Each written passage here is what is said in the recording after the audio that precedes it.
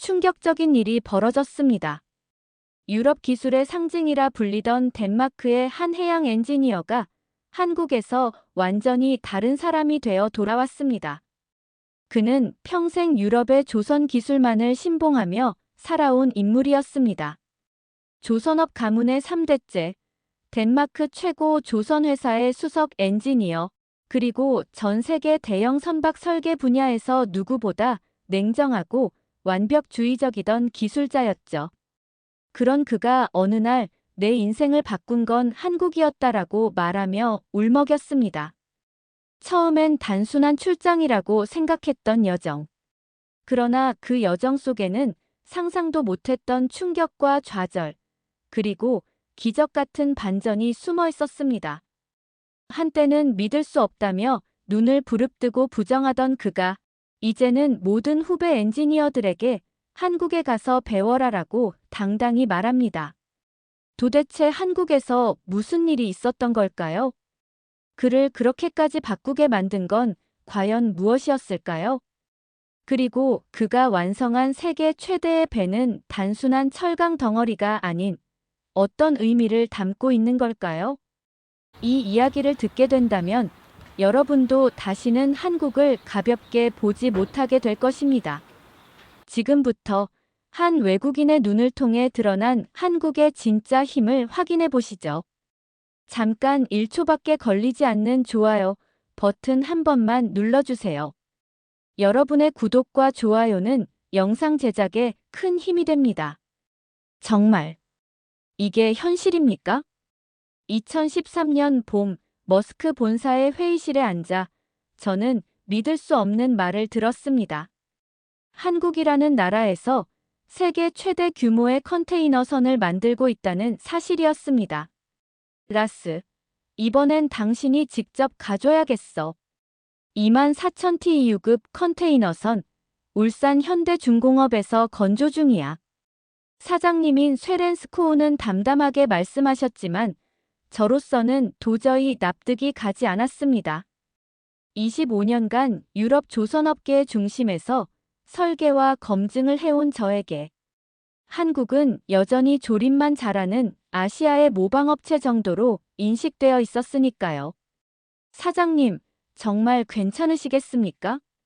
이 프로젝트, 독일이나 이탈리아가 더 안정적이지 않겠습니까? 제 물음에 사장님은 미소를 지으시며 고개를 저으셨습니다. 자네도 편견이 있군, 라스. 현대중공업은 지금 전 세계 조선 수주량 1위야. 이번 프로젝트의 성공 여부는 자네 같은 전문가가 직접 눈으로 보고 판단해야겠지. 그 말이 아프게 꽂혔습니다. 저는 스스로 기술적으로 누구보다 냉정하고 객관적이라 자부했지만 이 순간만큼은 제 안에 선입견이 도사리고 있음을 부정할 수 없었습니다. 그날 밤 집에 돌아와 가족들에게 출장을 이야기했습니다. 아내 잉그리드는 잠시 말을 잇지 못하다가 조심스럽게 물었습니다. 한국이라니 몇 달씩이나 떨어져 있어야 하는 거지요? 괜찮을까요, 여보? 금방 다녀올게. 설계 결함 몇 가지만 지적하면 아마 본사에서 프로젝트 방향을 수정할 거야. 16살 딸 에밀리는 제 손을 꼭 잡고 말했습니다. 아빠, 조심하세요. 낯선 나라니까요. 아들의 표정도 불안해 보였습니다. 저는 미소로 가족들을 안심시켰지만 솔직히 제 안에서도 불안감이 가시지 않았습니다. 저도 잘 모르는 나라였으니까요. 비행기에서 인천공항으로 향하며 저 스스로를 설득하려 했습니다. 이건 단지 업무야. 아시아 기술의 현실을 확인하고 본사에 정확히 보고하는 것. 곧 덴마크나 독일 조선소로 다시 옮겨가겠지. 하지만 창밖으로 점점 가까워지는 대한민국의 도시 불빛을 보며 묘한 예감이 들었습니다. 이 여행이 단순한 점검으로 끝나지 않을지도 모른다는 예감이요. 울산으로 향하는 KTX 안에서 자료를 다시 훑어봤습니다. 설계 도면, 진행 상황 보고서, 장비 스펙. 모든 것이 완벽하게 기록되어 있었지만 저는 여전히 믿지 못했습니다. 종이는 아무 말도 하지 않죠. 기술은 현장에서 증명되어야 합니다.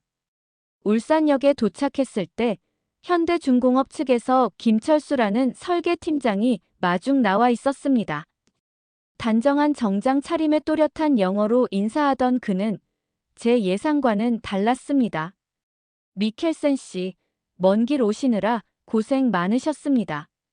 저희 조선소로 바로 안내해 드릴까요? 바로 가죠. 시간 낭비는 하지 맙시다. 의무적인 출장이니 최대한 빠르게 끝내고 돌아가야겠다는 생각뿐이었습니다. 그러나 현대중공업에 도착한 순간 저의 그 계획은 산산이 무너지기 시작했습니다. 그리고 현대중공업 입구에서 맞이한 크레인의 위용.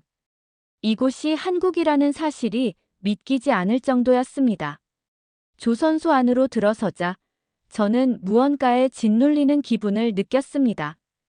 끝없이 이어진 건조장과 그 위를 오가는 100m 높이의 크레인, 조립 중인 선체의 거대한 스케일. 저는 그런 규모의 생산 라인을 유럽에서도 본 적이 없었습니다. 현대중공업의 조선 현장은 마치 살아 움직이는 하나의 도시 같았습니다. 저기 보이시는 선체가 이번 24,000TEU급 프로젝트의 주역입니다. 기본 골조는 거의 완료됐고 현재는 중간 구조물 테스트 단계에 있습니다. 김철수 팀장의 설명을 들으며 가까이 다가가자 제 눈앞에 펼쳐진 광경은 상상 이상이었습니다. 단단하게 용접된 강철판, 꼼꼼하게 정렬된 파이프라인, 진동 하나 없는 조립 라인. 저는 마치 공학 교과서 안으로 들어온 듯한 착각마저 들었습니다. 이게 정말 가능하단 말인가? 불과 몇 달 전, 저는 덴마크 본사 회의실에서 아시아 기술은 유럽을 따라오는 수준이라고 말한 사람입니다. 그런 제가 지금 한국의 기술력을 두 눈으로 보고 경외감을 느끼고 있었습니다. 회의실로 자리를 옮겨 김 팀장과 설계 검토를 시작했습니다. 그가 내민 도면은 단순한 종이가 아니었습니다. 고해상도 3D 모델링에 기반한 시뮬레이션 자료, 정밀한 응력 분석 리포트, 자동화 알고리즘까지 포함된 종합기술 문서였습니다.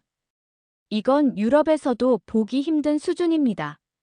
특히 이 하부 구조의 응력 분산 방식은 어디서 영감을 얻으셨습니까?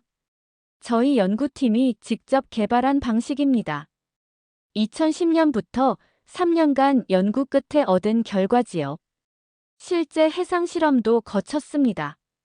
저는 말문이 막혔습니다. 유럽에서도 아직 실현하지 못한 기술을 한국의 젊은 엔지니어들이 구현해냈다는 사실을 인정하고 싶지 않았습니다. 제 오랜 자존심이 흔들리고 있었습니다. 호텔로 돌아온 뒤 저는 아내 잉그리드에게 영상 통화를 걸었습니다. 여느 때처럼 그녀는 잔잔한 미소로 저를 맞이했지만 제 표정이 예사롭지 않음을 곧 알아차렸습니다. 무슨 일이에요, 여보? 얼굴이 굳어있네요. 잉그리드, 내가 한국 기술을 너무 얕봤던 것 같아.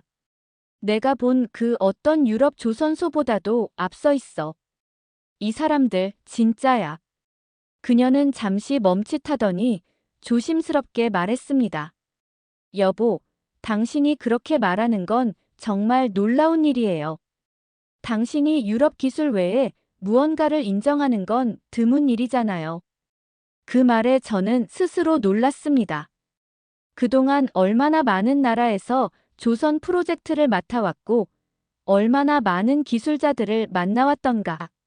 그런데 지금 이곳 한국에서 저는 처음으로 기술 앞에서 겸허해졌습니다. 다음 날 김철수 팀장은 저를 설계실의 어느 한 곳으로 데려갔습니다. 그곳에서 젊은 엔지니어 박영호 씨가 새로운 선체 구조에 대한 발표를 준비하고 있었습니다. 이번 구조는 허니컴 스트럭처 기반으로 설계됐습니다. 내부 응력 분산을 효율적으로 할 수 있고 동시에 전체 선박 무게도 줄일 수 있습니다. 허니컴 구조라니. 이론적으로는 유럽에서도 연구되고 있었지만 실전 설계에 반영하기에는 구조적 복잡성과 안정성, 문제로 인해 실현된 적이 거의 없던 방식입니다. 이걸 실전 설계에 도입하신 건가요? 네, 이미 1대10 축소 모델로 실해상 테스트를 거쳤습니다. 결과는 유럽 기준을 상회했죠. 순간 저는 무언가에 맞은 듯 멍해졌습니다. 이 젊은 한국 엔지니어는 유럽에서도 아직 개념 수준에 머물러 있는 기술을 실현해내고 있었던 것입니다. 그리고 그것은 모방이 아니라 창조였습니다. 그날 밤, 저는 덴마크의 동료 에릭에게 메일을 보냈습니다. 에릭, 믿기 힘들겠지만 이곳 기술이 우리를 앞서는 부분도 있는 것 같아. 특히 구조 설계에서 말이야. 그의 답장은 차가웠습니다. 라스, 정신 차려. 그들은 프레젠테이션이나 화려하게 포장한 거겠지. 데이터를 조작한 걸 수도 있어. 아시아 기술이 유럽을 넘는다는 건 말이 안 돼. 그 답장을 읽고 한참을 고민했습니다. 저 역시 그렇게 믿고 싶었습니다. 유럽 기술이 최고라는 믿음을 버리고 싶지 않았기 때문입니다. 하지만 이미 제 눈과 손은 너무 많은 진실을 경험하고 있었습니다. 며칠 뒤, 김 팀장이 제게 말했습니다. 다음 주에 실제 부품 강도 테스트가 있습니다. 미켈센 씨도 직접 오셔서 확인하시면 좋을 것 같습니다. 현장에서 진행된 테스트는 그 어떤 의심도 남기지 않았습니다. 초음파 검사를 통한 용접 강도 측정, 60도 각도의 내하중 테스트, 그리고 시뮬레이션 결과와의 비교 검증까지 모든 수치가 정밀하게 일치했고 기준을 초과했습니다. 저는 결국 고개를 끄덕일 수밖에 없었습니다. 김 팀장님, 제가 틀렸던 것 같습니다. 이건 진짜입니다. 그는 조용히 웃으며 말했습니다. 기술에는 국적이 없습니다. 저희는 좋은 파트너와 함께 더 나은 배를 만들고 싶을 뿐입니다.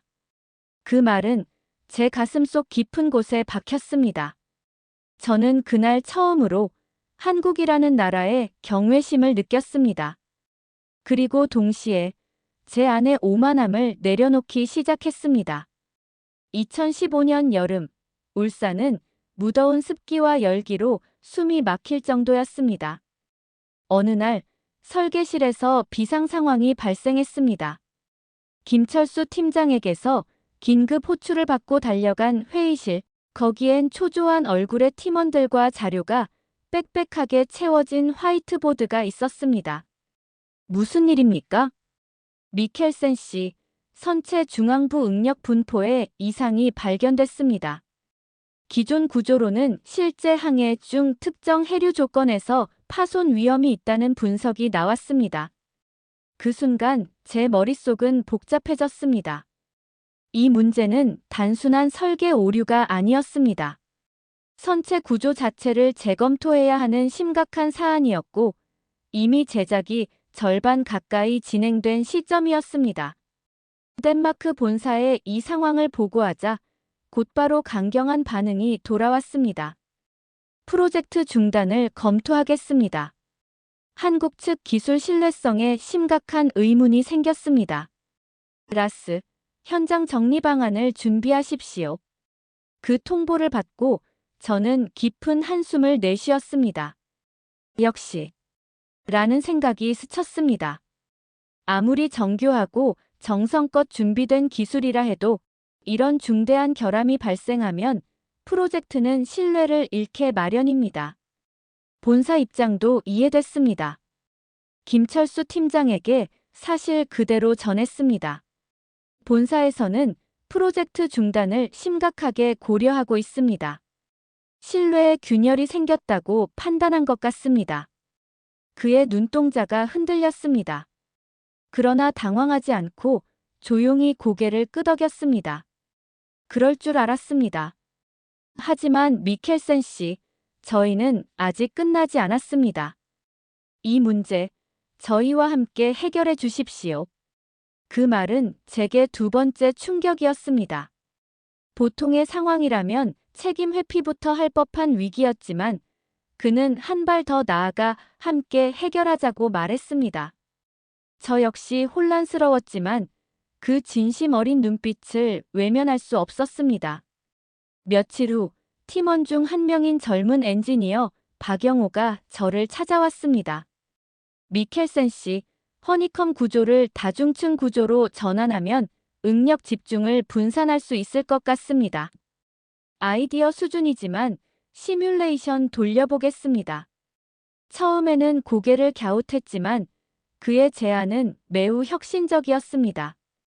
유럽에서도 아직 시도되지 않았던 설계 방식이었고 실현 가능성이 매우 낮다고 여겨지던 모델이었지만 그 젊은이의 눈에는 확신이 가득 차 있었습니다.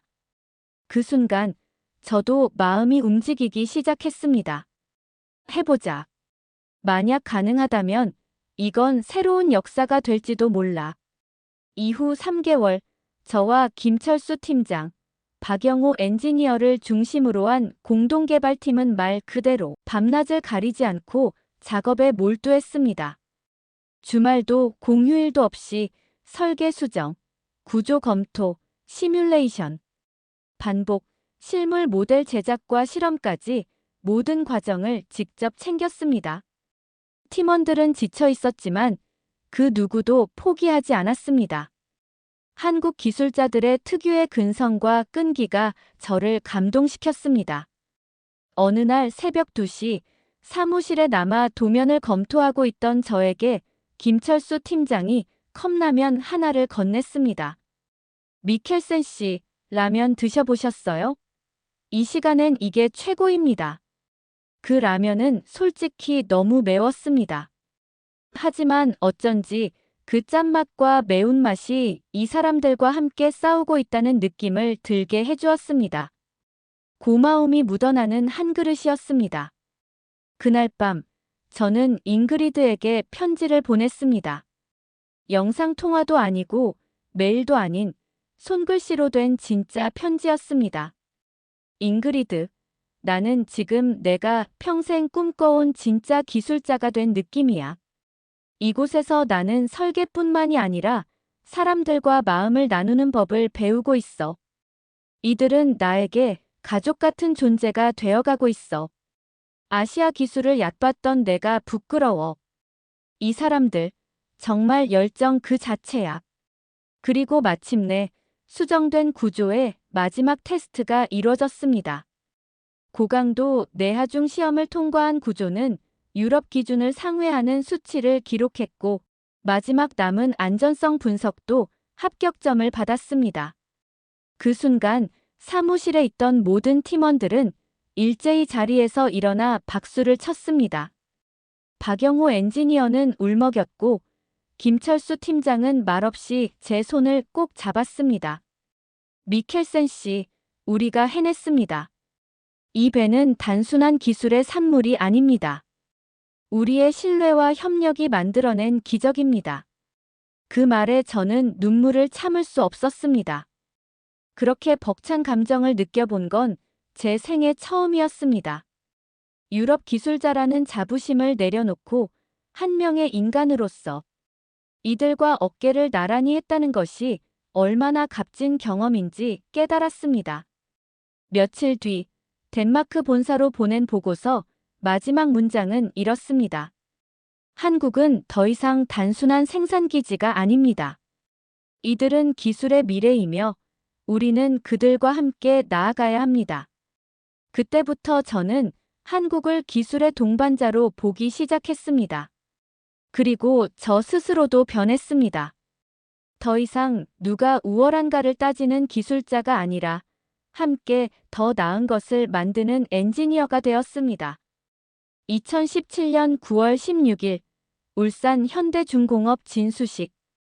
햇살이 강하게 내리쬐던 그날 아침, 저는 회색 정장을 입고 진수식 현장으로 향했습니다. 울산의 바닷바람은 여전히 거세고 따뜻했습니다. 하지만 제 가슴속은 바람보다 더 요동치고 있었습니다. 5해 전 마지못해 출장 가방을 쌌던 그날이 떠올랐습니다. 아시아 기술은 아직 미숙하다.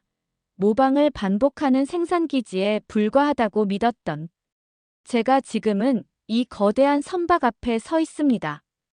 세계 최대 규모의 컨테이너선, 마드리드 머스크. 선체에는 분명한 철판의 결이 있었고 그 철판을 뚫고 나오는 인간들의 땀과 의지의 흔적이 느껴졌습니다.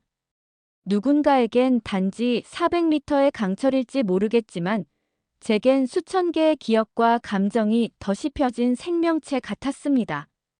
행사장의 초청석에는 한국과 덴마크 정부 관계자, 머스크 본사 임원진, 그리고 수많은 기술자들이 앉아 있었습니다. 무대에 올라 인사말을 하라는 요청을 받았을 때 저의 심장은 마치 처음 엔진에 불을 넣는 순간처럼 떨렸습니다. 마이크를 잡고 저는 천천히 입을 열었습니다.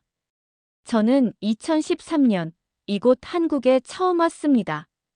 당시 저는 한국 기술은 유럽에 비해 부족하다고 믿었습니다.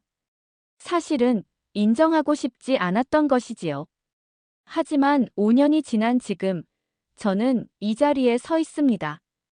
그 믿음이 얼마나 어리석었는지 깨닫게 되어 너무도 기쁩니다. 청중들은 조용히 귀를 기울였습니다. 무대 아래에서 김철수 팀장과 박영호 엔지니어가 저의 쪽을 바라보고 있었습니다. 우리는 말없이 눈을 마주쳤고 조용한 미소로 서로의 마음을 전했습니다. 이 배는 단순히 물류를 위한 운송수단이 아닙니다. 이 배는 한국과 덴마크, 그리고 전 세계 기술자들의 꿈과 협력의 결정체입니다. 기술의 국경은 없습니다. 오직 사람과 신뢰만이 있을 뿐입니다. 박수 소리 속에서 저는 무대 아래로 내려왔고 김철수 팀장이 저를 껴안았습니다. 고생 많으셨습니다, 미켈센 씨. 그 말에 저는 끝내 울컥하고 말았습니다. 그동안의 밤들, 좌절과 충돌, 회복과 기적의 시간들이 한순간에 밀려왔기 때문입니다. 그날 저녁, 저는 잉그리드와 아이들에게 영상을 보냈습니다. 우리가 만든 배가 오늘 세상에 나왔어. 믿기 어렵겠지만 아빠는 이곳에서 평생을 바꿀 경험을 했단다. 그리고 몇 개월 후, 저는 가족들과 함께 한국을 다시 찾았습니다. 인천공항에서 울산으로 향하는 KTX 안 아이들은 창밖으로 펼쳐지는 한국의 풍경에 눈을 떼지 못했습니다. 아빠, 정말 여기서 세계에서 제일 큰 배를 만든 거예요? 에밀리가 물었을 때 저는 미소 지으며 고개를 끄덕였습니다. 그래, 이 땅에서. 아빠는 여기서 진짜 기술자보다 더 중요한 걸 배웠단다. 바로 협력, 겸손, 그리고 존중. 울산 조선소에 도착한 우리 가족은 설계실과 건조 현장을 둘러봤습니다. 김철수 상무가 직접 가이드를 해주었고 박영호 엔지니어도 반갑게 맞이해 주었습니다. 에밀리는 김철수 상무에게 물었습니다. 아저씨, 우리 아빠 잘했어요? 그는 웃으며 말했습니다. 네, 아버님이 없었다면 마드리드 머스크는 없었을 거예요. 정말 자랑스러운 분이죠. 그 순간 저는 딸의 손을 꼭 잡고 하늘을 올려다봤습니다. 뜨거운 여름의 태양 아래 저희가 만든 배는 태평양을 향해 천천히 출항 준비를 하고 있었습니다. 며칠 뒤 저는 덴마크로 돌아와 본사 프레젠테이션에서 울산 프로젝트의 모든 것을 공유했습니다. 마지막 슬라이드에는 한 문장이 적혀 있었습니다. 기술은 배울 수 있지만 진심은 느껴야 합니다. 한국은 그 진심을 가진 나라였습니다. 그 발표가 끝나고 제 동료이자 과거 편견의 상징이었던 에릭이 조심스럽게 다가왔습니다. 라스, 미안하네. 내가 틀렸어. 자네 말이 맞았어. 다음번엔 나도 한국으로 가고 싶군. 저는 그에게 손을 내밀며 말했습니다. 함께 갑시다. 이제 우리가 진짜 팀이 되는 겁니다. 그리고 2024년, 저는 머스크 아시아 전략부문 부사장으로 승진했습니다. 유럽과 아시아, 나아가 세계를 연결하는 기술 파트너십의 중추 역할을 맡게 된 것입니다. 한 한국 언론사와의 인터뷰에서 기자가 물었습니다.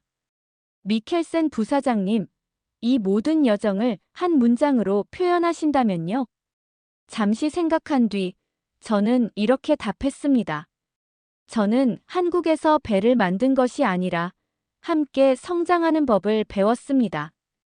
기술보다 위대한 것은 사람입니다. 그리고 한국은 저에게 그 가치를 알려준 유일한 나라입니다. 마지막으로 울산을 방문했을 때 저는 조선소의 바닷가 벤치에 앉아 조용히 눈을 감았습니다. 파도 소리 너머로 김철수 상무의 웃음소리, 박영호 엔지니어의 열정, 박수 소리와 눈물, 그리고 제 가족의 목소리가 겹쳐졌습니다. 그 순간 저는 스스로에게 조용히 말했습니다. 이곳이 바로 내 두 번째 고향이다. 오늘의 이야기는 여기까지입니다. 오늘의 이야기는 어떠셨나요? 오늘의 이야기에 대해 여러분의 생각을 댓글로 남겨주세요. 그리고 오늘의 이야기가 마음에 드신다면 좋아요와 구독 부탁드립니다. 감사합니다.